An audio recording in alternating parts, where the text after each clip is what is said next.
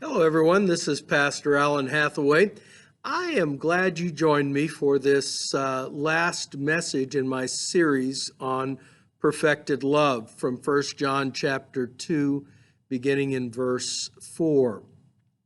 I want to talk to you about the test of love.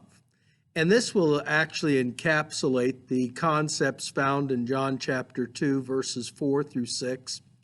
And in 1 John chapter 3, verses 11 through 16.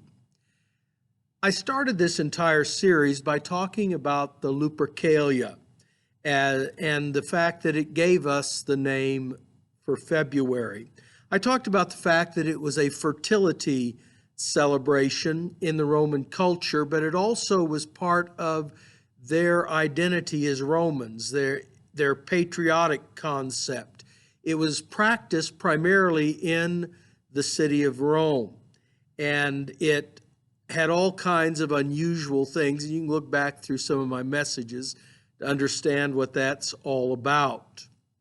But one of the things that it struck me on this particular thing was the idea of being loved. What does it mean to be loved? What does it mean to have perfect love? That's an interesting word, perfect, and that's really what started me on this whole process of thinking. What is perfected love? John tells us in chapter 2 of 1 John these words. And he begins in verse 1 of that chapter, and I'll share that with you, but the focus of what I want to talk about is actually found in verses 4 through 6. My little children, I am writing these things to you so that you may not sin. But if anyone does sin, we have an advocate with the Father, Jesus Christ the righteous. He is the propitiation of our sins, and not of ours only, but of the sins of the entire world. And by this we know that we have come to know him, if we keep his commandments. Whoever says, I know him, but does not keep his commandments is a liar, and the truth is not in him. But whoever keeps his word, in him truly the love of God is perfected. By this we may know that we are in him. Whoever says he abides in him ought to walk in the same way in which he walked. I was struck particularly by the word, the love of God is perfected. That's a very interesting Greek word there. There are two words that are basically used to give the idea of perfection in the Greek language. One of them is the word telos, and that's the base of this particular word in 1 John. That word had a very special meaning within the Greek and Roman culture. The other word is a little different. Telos means to bring something to its natural end, or the end that it was designed for. The other word for perfection means that something has all of its proper parts. And so in the New Testament, both of those words are used, or the base words are used. The idea of bringing something to its very end, and the other idea of something having all of its parts in proper place and proper order. This particular word telos, however, had a very important meaning in their culture. It had a meaning that had been developed by a philosopher by the name of Aristotle. He had lived 300 years before Jesus and 400 years before John wrote this letter, because John writes this letter at the end of the first century, and at that point, Aristotle has been in the past 400 years. During the time of Jesus, he had been in the past a little over 300 years. So we are looking at a period of time, believe it or not, like the difference between ourselves and Shakespeare. That is the difference in time, and yet the ideas of Shakespeare have deeply impacted our culture and our world. And that is true also of Aristotle. His ideas had deeply impacted the Greek and Roman culture at the time of Jesus and of John. The two words that he used in these first verses were connected very much to his philosophy. He used the word telos in the sense of reality. Plato had used the idea of, or the concept of the ideal as the basis of reality, that there is something that we can conceive of as ideal, and that means it must be real. Aristotle instead said that there is a purpose for all things. There is a goal toward which all things are going. The telos, the perfect ending of all things. Many things become confused in the process of reaching that telos and never really reach it. But there is an end goal for all things to reach. It was a very different concept than what the man Plato had shared. And as Plato and Aristotle, Aristotle actually was a student of Plato's, and as they got older, Plato and Aristotle kind of grew apart, and there was a lot of tension between the two of them. What we understand about this concept of telos is that it is the perfection or the completion of the purpose built into something. John uses that for the word love. He says the purpose of love, the very thing that is built into love, is seen in who Jesus Christ was and is. He came as our advocate to advocate for us when we have failed, when we have sinned. He advocates with the Father on our behalf.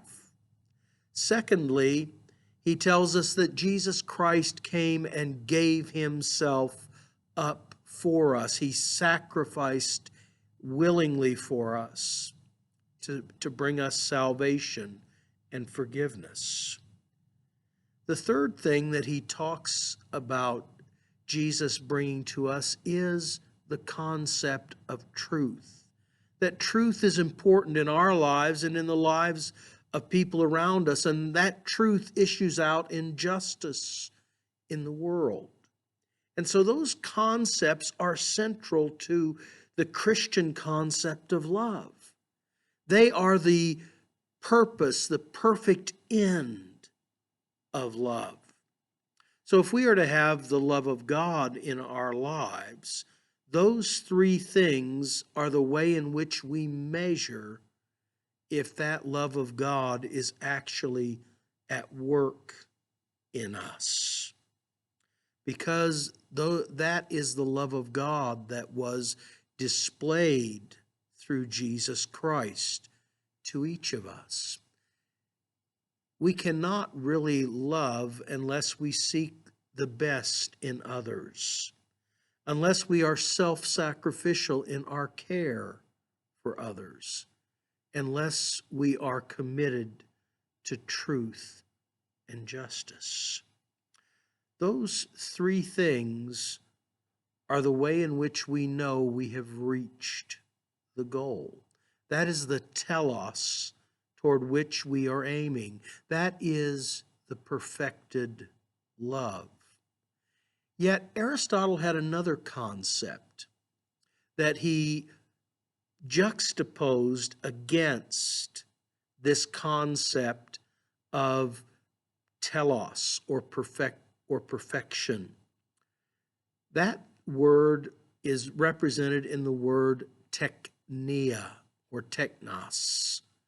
It means to form or make or create. And Aristotle used it in the sense of the process of working our way toward that telos or goal in our lives.